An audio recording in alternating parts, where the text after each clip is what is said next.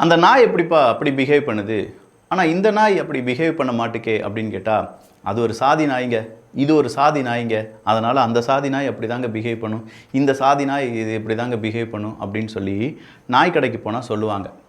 இந்த சாதி அப்படிங்கிறது மலத்துக்கு சமம். ஆனால் கொஞ்சம் பேர் இப்போ என்ன ஆரம்பிச்சிட்டாங்கன்னா, அந்த சாதிக்காரன்லாம் அப்படி தான் இருப்பான். அந்த அதிகாரி தலித் அப்படின்னா நான் சொன்னேன்னு அர்த்தமா? நான் தலித்து மட்டும் தான் சொல்லுவேன்னா, வேற யாருக்கும் நான் சொன்னது இல்லையா? அவங்க பாருங்க சாதி புத்தி, அது அந்த சாதி புத்தியிலிருந்து வரக்கூடிய வெளிப்பாடு. என்னையா இது சாதி ஒழித்தல், சாதியே இல்லை அப்படின்னு சொல்லக்கூடிய கட்சியை சார்ந்த ஒரு தலைவர் திருமாவளவன் அவர்கள், அவர் என்ன சொல்றாரு தெரியுமா? அது ஒரு சாதி புத்திங்க அப்படிங்கிறார். இது ஒரு சாதி புத்தி அப்படின்னு சொல்லி இன்னொரு சாதியை பற்றி பேசக்கூடிய திருமாவளவன் அவர்கள் இதே வார்த்தையை அவங்க பயன்படுத்தியிருந்தாங்கன்னு வச்சுக்கோங்களேன். இப்போ ராமதாஸ் அவர்களுடைய சாதி புத்தி, இல்லாட்டி அவங்களுக்கு நிறைய உயரதிகாரிகள் இருக்காங்க, அவங்க எல்லாரும் ஒரே சாதியில் போய் சேர்ந்துருவாங்க, அது அவங்களுடைய சாதி புத்தி அப்படின்னு சொல்கிறாரு. அவங்க இந்த பக்கமாக சாதி புத்தி அப்படி தானே இருக்கும் அப்படின்னு சொல்லியிருந்தா இந்நேரம் பிசிஆர் ஆக்டில் உள்ள இருந்திருப்பாங்க. சரியா இல்லையா? அப்போ இந்த சாதி புத்தி அப்படின்னு சொல்லி பொத்தம்பொதுவாக பேசுகிறதெல்லாம் நியாயமாக இருக்கா திருமாவளவன் அவர்களுக்கு? இப்போ திருமாவளவன் அவர்கள் என்ன செய்கிறார் அப்படிங்கிறது அவருடைய கண்ட்ரோலில் இருக்கா? அவர் பேசுகிறது ஒரு கண்ட்ரோலில் இருக்கா? இல்லை மீடியா சொல்கிற மாதிரி ட்விஸ்ட் மேக்கர் தான் திருமாவளவன் அவர்கள் அப்படிங்கிற லெவலுக்கு மாறிட்டு இருக்கு. ஆனால் இந்த வார்த்தையை கொஞ்சம் கூட எதிர்பார்க்கல. அது ஒரு சாதி புத்தி, ஒரு பர்டிகுலர் சாதி புத்தி அப்படின்னு சொல்லி, அப்போ சாதி இருக்குது, அது சாதி புத்தினா அது அப்படி தான் இருக்கும் அப்படின்னு சொல்லி திருமாவளவன் அவர்கள் சர்டிஃபிகேஷன் கொடுக்குறார். இனி இதை நாளைக்கு மறுத்து சொல்வார், மீடியா வந்து தப்பாக பேசிடுச்சு, எடிட்டர் எதுக்கு அந்த வீடியோ மட்டும் எடுத்து போட்டுருங்க, நாளைக்கு அவர் சொன்னாலும் சொல்லுவார். அந்த சாதி புத்தியிலிருந்து வரக்கூடிய வெளிப்பாடு. இது ஆழமான அரசியல் சதுரங்கம்.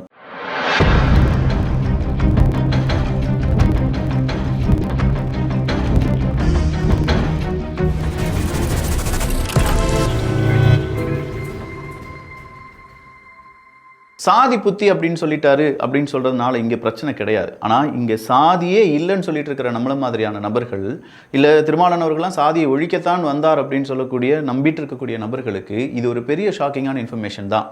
சாதி புத்தி உள்ளவன் அப்படின்னு சொல்லிட்டான்னு சொல்லி சாதியை பற்றி பேசுகிறதும், அதுவும் ஒரு குறிப்பிட்ட ஒரு சாதியினர் இப்படி செய்வாங்க, அந்த சாதியினர் இப்படி செய்ய மாட்டாங்க, அப்போ பிறப்பால் சாதி அப்படிங்கிறது, இந்த சாதி புத்தி அப்படின்னு சொல்கிறது பிறப்பால் இது வந்துருச்சு அப்படின்னு சொல்லக்கூடிய அந்த தருணத்தை யார் ஆமோதிக்கிறாங்க? இப்போ திருமாவளவன் அவர்கள் ஆமோதிக்கிறார் அப்படிங்கிற மாதிரி ஒரு வெளிப்பாடு இருக்குது. இதை கண்டிப்பாக திருமாவளவன் அவர்கள் மறுக்க வேண்டும். நான் சொன்னது தவறு தான் அப்படின்னு சொல்லி திருமாவளவன் அவர்கள் சொல்வாரா, இல்லை அதற்கான விளக்கத்தை கொடுப்பாரா அப்படிங்கிறத பொறுத்திருந்து பார்க்கலாம். முதல்வர் விஜய் அவர்கள் இங்கே கரூரில் வந்து ஒரு நினைவு சின்னம் வைக்க வேண்டும் அப்படின்னு சொல்லியிருந்தார். போன பதிவில் நீங்கள் பார்த்துருப்பீங்க.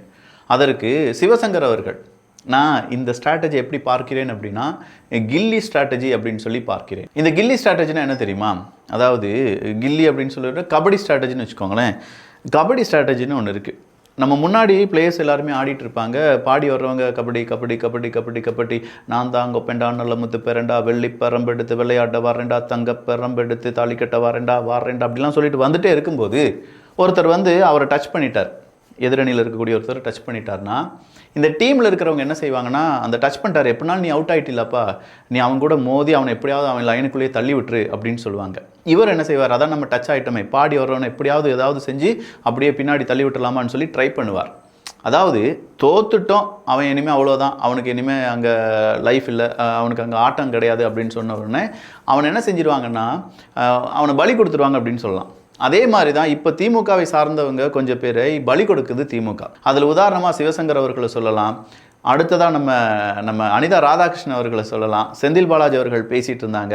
நல்லா யோசிச்சு பாருங்க, இப்படி பேசிகிட்டு இருந்தவங்கெல்லாம் தாவேக்காவை எதிர்த்து, இல்லாட்டி தாவேக்கால அடுத்த ஆப்பு அவங்களுக்கு ரெடியாக இருக்குது. ஏவா வேலு அவர்கள் பேசிகிட்டு இருந்தார். அப்போ தாவேக்காலேருந்து அடுத்த ஆப்பு ரெடியாக இருக்குது, கபடிலாம் அந்த வீரர் நம்மளை தொட்டுட்டாரு, நம்ம தான் இனிமேல் இறங்கி அடிக்கணும், நம்ம தான் திமுக காப்பாற்றணும் அப்படின்னு சொல்லி ஒவ்வொருத்தவங்களா வெளியில் வந்து என்ன செய்கிறாங்க, அவங்களுடைய ஸ்ட்ராட்டஜியை கையகப்படுத்தி கொண்டிருக்கிறார்கள். அச்சசலாக தெரியுது, திமுகவினுடைய குடும்பத்தை பாதுகாப்பதற்காக இங்கே நிறைய பேர் பலியிடப்பட்டு கொண்டிருக்கிறார்கள். அதில் அடுத்ததாக வந்து ஜாயின் பண்ணியிருக்காரு அன்னை சிவசங்கர் அவர்கள். என்ன சொல்லியிருக்காரு, இடைத்தேர்தலுக்கான பிரச்சாரமாக இருந்தால் பேசிட்டு வந்துட வேண்டியதானே, வாய்க்கு வந்ததெல்லாம் பேசக்கூடாது, கரூரில் ஓடி போனது யாருன்னு தெரியும், கரூர் சின்னம்னா விஜய் அவர்களுடைய முதுகை தான் அங்கே வைக்கணும் அப்படின்னு சொல்லி அவர் பேசியிருக்கார். அப்போ நிறைய பேர் கீழே என்ன கேட்டிருக்காங்கன்னா, தாமிரபரணி சின்ன என்ன கருணாநிதி மண்டையா அப்படின்னு சொல்லி கேட்டிருக்காங்க. இன்னும் கொஞ்சம் பேர் பேனா சின்ன வைக்க போகிறேன்னு சொன்னீங்களா, அது வேற ஏதாவது அப்படின்னு சொல்லி கேட்டிருக்காங்க. இன்னும் ஏகப்பட்ட விஷயங்கள் எல்லாமே வெளிவந்து கொண்டிருக்கிறது. மு க ஸ்டாலின் அவர்களை தீய சக்தின்னு சொல்லிட்டு இருந்த விஜய் அவர்கள் ஏன் சந்திக்க வேண்டும் அதன் பின்னணி என்ன அப்படின்னு சொல்லி திருமாவளவன் அவர்கள் கேட்டிருப்பது அடுத்த சர்ச்சையை ஏற்படுத்தியிருக்கு. இல்லை சார், நீங்கள் இந்த ராஜபக்சே போய் சந்தித்து கை கொடுத்தீங்க பார்த்துக்கோங்க. இல்லை என்னாலும் நீ தள்ளி விட்டாங்க, நான் போய் அப்படி நல்லா கை கொடுத்தீங்க சார் அப்படின்னு சொல்கிற வீடியோலாம் இன்றைக்கி பலரும் திருமாவளவன் அவர்களுக்கு எதிராக பரப்பி வருகிறார்கள் என்பதையும் திருமாவளவன் அவர்கள் புரிந்து கொள்வார்கள் என்று நம்புகிறோம். முதலமைச்சரால் முடியாமல் திரும்பி நின்று கதறி அழுதார். பணி ஆணைகளை வாங்கியவர்களும் அழுதார்கள். எம்பி ஜோதிமணி அவர்கள் அப்படின்னு சொல்லக்கூடிய செய்தியை பார்க்க முடிந்தது. ரொம்ப கசப்பான, அதே நேரத்தில் நெருடலான ஒரு சம்பவமாக இருந்தது. நிறைய பேருக்கு பணி ஆணை கொடுத்தது அப்படிங்கிறதும், அதில் 5 குடும்பத்தார் எங்களுக்கு பணி ஆணை வேண்டாம் அப்படின்னு சொல்லி அதை நிராகரித்திருக்கிறார்கள் அப்படிங்கிற ஒரு செய்தியும் வெளியானது. கரூர் சோகம் அப்படிங்கிறது உண்மையிலேயே அரசியலில், தமிழ்நாட்டு அரசியலில் மிகப்பெரிய ஒரு கருப்பு பக்கம் தான் என்பதில் இப்போ நடந்திருக்கக்கூடிய நிகழ்வாக இருக்கட்டும், இதுக்கு முன்னாடி நடந்த நிகழ்வாக இருக்கட்டும், இனி நடக்க போகக்கூடிய நிகழ்வாக இருக்கட்டும், இது எல்லாமே நம்மை சுட்டி காண்பிக்கிறது. கடந்த வருடம் செப்டம்பர் 27 நடந்த கரூர் துயர சம்பவத்தின் போது பாதிக்கப்பட்ட எனது உயிரில் கலந்த கரூர் மக்களுக்காக களத்தில் துணை நின்று காப்பாற்றியது யார்? எனது கரூர் சொந்தங்களுக்காக இரவு பகல் பாராமல் முன் நின்று உதவியது யார்? இது யார் சொல்லியிருப்பாங்க? எனது கரூர் அப்படின்னு சொல்லியிருக்காங்க கரூர் கம்பெனிக்காரர் செந்தில் பாலாஜி அவர்கள் கூறியிருக்கிறார்கள். மேலும் செய்தி கிடைத்தவுடனேயே கரூருக்கு விரைந்து வந்து பாதிக்கப்பட்ட மக்களுக்கு ஆறுதல் கூறி உடனடி உயர் சிகிச்சை கிடைக்க அனைத்து தேவை ஏற்பாடுகளும் செய்து அவர்களின் உயிரை காத்து துயரை துடைத்தவர்கள் அன்றைய தமிழ்நாடு முதலமைச்சர் தளபதி மு க ஸ்டாலின் அவர்களும் அன்றைய தமிழ்நாடு துணை முதலமைச்சர் திரு உதயநிதி ஸ்டாலின் அவர்களும். அன்றைய கூட்டத்தில் பெருமளவில் மக்கள் பாதிக்கப்பட்டு மயங்கி விழுந்த அந்த அசாதாரண சூழ்நிலையிலும் தண்ணீர் பாட்டிலை வீசிவிட்டு ஆம்புலன்ஸ் வர சொல்லிட்டு மக்களை காப்பாற்றாமல் தனது பேச்சை தொடர்ந்தது பேசியது யார்? திருச்சி விமான நிலையத்தில் பத்திரிகையாளர்கள் அத்தனை பேர் இறந்துள்ளதாக கூறியும் பாதிக்கப்பட்ட மக்களை பார்க்காமல் தனி விமானம் பிடித்து ஓடியது யார் என்பது எனது கரூர் மக்களுக்கு நன்றாக தெரியும். ஓடு ஓடு ஓடு. புரியுதா? வேட்டைக்காரன் படத்தில் விஜய் அவர்கள் ஒரு பாட்டு பாடினார் கரூரில் மக்களை சந்தித்த போது. அதை அவர் கவுண்டர் பண்ணுறாராம். ஆமாம், இவர் தான் தலைமறைவாக இருக்கார், இவர் எப்படிப்பா பேசினாருன்னு கேட்டால், சார் அட்மின் போட்டிருக்காங்க சார் ட்விட்டரில். ஆனால் இதை நிர்மல்குமார் அவர்கள் மறுத்திருக்கிறார்கள். ஏன்னா நாங்கள் எஸ்பிகிட்ட ஃபோன் பண்ணி கேட்டோம். எஸ்பி கூட சொன்னார் இங்கே ஒன்றும் இல்லை சார் அப்படின்னு சொன்னாங்க. அப்போ அவங்களுக்கே நியூஸ் கிடைக்கிறதுக்கு முன்னாடி வெறும் 5 நிமிஷத்தில் கேமராவுடன் செந்தில் பாலாஜி அவர்கள் சம்பவம் நடந்த இடத்துக்கு எப்படி வந்தார்? புரியுதா உங்களுக்கு? எல்லாமே செட்டப் பண்ணிவிட்டு அவர் வந்துட்டாரா? இப்படி ஒரு அசம்பாவிதம் நடக்கும், கேமராலாம் ரெடி பண்ணுங்கடா, ஆம்புலன்ஸ்லாம் ரெடி பண்ணி வைங்கடா, இங்கே தான்டா அப்படின்னு சொல்லிட்டு அவர் வந்துட்டாரா? உடனடியாக வந்துட்டாரா? ஏன்னா எஸ்பிக்கே அந்த நியூஸுக்கு கிடைக்காத போது இவங்களுக்கு எப்படி கிடைச்சிச்சு? அப்போ இதில் ஏதோ ஒரு தில்லாலங்கடி வேலை இல்லையா அப்படின்னு சொல்லி நிர்மல்குமார் அவர்கள் இன்றைக்கி ப்ரெஸ் மீட்டில் வச்சு இந்த கேள்வியை கேட்குறாங்க. இங்கே வந்துக்கிட்டு கரூர் நாங்கள் தான் காப்பாற்றணும், கரூர் என்னுடைய சொந்த ஊர் அப்படின்னு சொல்லி கரூர் பாலாஜி செந்தில் பாலாஜி அவர்கள் இன்றைக்கி ட்விட்டரில் போடும்போது அதை கரூர் மக்கள் எப்படி பார்க்கிறார்கள் அப்படிங்கிறத உண்மையிலே செந்தில் பாலாஜி அவர்கள் உணர்வார்களா இல்லையா என்பதை அடுத்த இடைத்தேர்தல் நமக்கு காண்பித்துவிடும். அடுத்ததாக ஒரு ரிக்வஸ்ட், அதுவும் மின்சாரத்துறை அமைச்சர் சிடிஆர் நிர்மல்குமார் அவர்களுக்கே ஒரு ரிக்வஸ்ட் வச்சுருக்காங்க. இது மட்டும் சாஞ்சிச்சுன்னா அவ்வளோதான் பயமாக இருக்குது. மின்சாரத்துறை அமைச்சர் நிர்மல்குமார் அவர்களுக்கு நேரடி கோரிக்கை அப்படின்னு சொல்லி ஒரு வீடியோ வைரலாக இருக்குது. அந்த வீடியோவினுடைய உண்மைத்தன்மையை கண்டறிந்து நம்முடைய எலக்ட்ரிசிட்டி போர்டு சீக்கிரமாக அதை சரி செய்ய வேண்டும் என்பது தாழ்மையான வேண்டுகோள். அடுத்ததாக நம்ம சிவசங்கர் அவர்கள் பேசினது, விஜய் ப்ரோ இடைத்தேர்தல் பிரச்சாரத்துக்கு போயிட்டு ஓட்டு கேட்டு வந்துருங்க, அதை விட்டு தேவையற்ற வசனம் பேசிட்டு இருக்க வேணாம். முதலமைச்சருக்கான நாகரிகத்தோடு நீங்கள் பேச வேண்டும். சோபா மாடல் வேலைகளை நிறுத்தி கொள்ள வேண்டும். வந்து பார், தொட்டு பார், திமுக காரன் சும்மா வரலடா அப்படிலாம் சொல்லி டைலாக் பேசினா அது முதலமைச்சர் மெட்டீரியல் இல்லை. நீங்கள் இப்படிலாம் செய்யக்கூடாது அப்படின்னு சொன்னால் அது முதலமைச்சர் மெட்டீரியல் கிடையாது. நல்லா இருக்குது சிவசங்கர் சார், சூப்பராக இருக்குது, நல்லா அரசியல் பண்ணுறீங்க. பள்ளிக்கூடத்தில் அதுவும் குறிப்பாக விஜய் அவர்கள் பேசினது, முதல்வர் விஜய் அவர்கள் பேசினதை பள்ளிக்கூடத்தில் யாரோ ப்ரொஜெக்டரில் ப்ரொஜெக்ட் பண்ணிட்டாங்க. அப்போ அது ரொம்ப சர்ச்சையை ஏற்படுத்தி இருந்தது. ஸோ இந்த மாதிரி விஷயங்கள் திமுக ஆட்சியில் நடந்துருந்துச்சுன்னா அந்த பள்ளி ஹெச்எம்ஐ கூப்பிட்டே வாயா, எப்படியா, உனக்கு ஏதாவது நாங்கள் பரிசை கொடுக்கணுமே அப்படின்னு சொல்லி கொடுத்துருக்கிறதுக்கான வாய்ப்புகள் இருக்குது. பட் இந்த முறை அது என்னாச்சு அப்படின்னா, ராஜ்மோகன் அவர்கள் அமைச்சர், பள்ளி கல்வித்துறை அமைச்சர் ராஜ்மோகன் அவர்கள் அது எப்படிங்க நீங்கள் முதல்வர் பேசினதை பள்ளி கல்வித்துறையில் ஒரு திரையில் நீங்கள் போடலாம், ஒரு ஸ்கூலில் வந்து ஒரு திரையில் நீங்கள் போட்டு காண்பிக்கலாம், அது தப்பு. பள்ளிக்கூடம் படிக்கிற இடம், அரசியல் செய்கிற இடம் கிடையாது. விதிமுறைகளை மீறி பள்ளியில் முதலமைச்சரின் பேச்சை நேரலை செய்த 2 தலைமை ஆசிரியர்கள் அதிரடி சஸ்பெண்ட். தப்பு யார் செய்தாலும் சலுகை கிடையாது. ரூல்ஸ் படி கச்சிதமாக ஆக்ஷன் எடுத்து பள்ளி கல்வித்துறை அமைச்சர் செய்திருக்கிறார் அப்படின்னு சொல்லி இன்றைக்கி பலரும் அதை பாராட்டிட்டு வராங்க.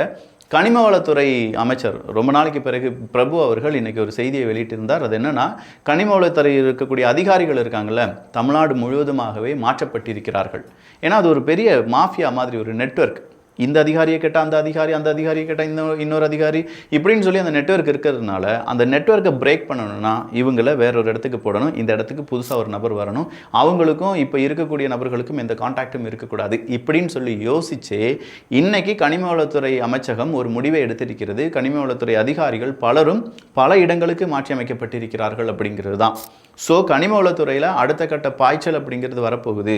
பெரிய ஒரு மாற்றத்துக்கான அடுத்த கட்டம், அதுக்கான இனிஷியல் ஃபேஸ் தான் இந்த அதிகாரிகள் மாற்றம் அப்படின்னு சொல்லி பலரும் இதை ரொம்ப பெரிய அளவில் ஒரு நல்ல செய்தியாக பார்க்கிறார்கள். தாவேக ஆட்சியை கவிழ்க்க சதி செஞ்சாங்கல்ல, அதில் தான் ஒரு 4-5 பேரை இப்போ அரெஸ்ட் பண்ணிட்டாங்க. கடைசியாக மேலும் 2 பேர் அரெஸ்ட் பண்ணியிருக்காங்க. 56 லட்சம் ரூபாய் பறிமுதல் அப்படிங்கிறது செய்யப்பட்டிருக்கிறது. 35 கோடி 5 கோடி மொத்தம் 40 கோடி ஒரு எம்எல்ஏ விலைக்கு வாங்குறதுக்கு இப்போ கிட்டத்தட்ட 1 கோடிக்கு மேலேயே கையகப்படுத்திட்டாங்க காவல்துறை அதிகாரிகள். இன்னைக்கு 2 பேர் அரெஸ்ட் பண்ணியிருக்காங்க. அந்த 2 பேர் 56 லட்சம் ரூபாய் பறிமுதல் செய்யப்பட்டிருக்கிறது அப்படிங்கிற ஒரு செய்தியும் வெளியாகி இருக்கிறது. ஸோ ஓவராலாக பார்க்கும்போது கரூர் சம்பவத்தை பற்றி இப்போ விஜய் அவர்கள் பேசினது அடுத்த சலசலப்பை ஏற்படுத்தி இருக்கு. உண்மையிலேயே செந்தில் பாலாஜி அவர்களுடைய அட்மின் அந்த நியூஸை போஸ்ட் பண்ணியிருக்காரு, இல்லாட்டி ட்விட்டரை போஸ்ட் பண்ணியிருக்காரு அப்படின்னா திமுக காரங்க சிவசங்கர் அவர்கள்லாம் பேச ஆரம்பிச்சிட்டாங்கன்னா நாளைய தினம் எல்லா திமுக காரங்களும் இதை பற்றி பேச போகிறாங்கங்கிறது தான் அர்த்தம். திமுகவினுடைய ஐடி விங், திமுகவினுடைய ஒட்டுமொத்தமான 3ஆம் தர பேச்சாளர்கள், திமுகவினுடைய 2ஆம் கட்ட தலைவர்கள், இவங்க எல்லாரும் பேச போகிறாங்க. நாளைக்கு கண்டென்ட் செமையாக இருக்குது. எல்லாரும் கொஞ்சம் வெயிட் பண்ணுங்கள். நல்லதை பகிர்ந்து நல்ல சமுதாயத்தை உருவாக்குவோம். நன்றி, வணக்கம்.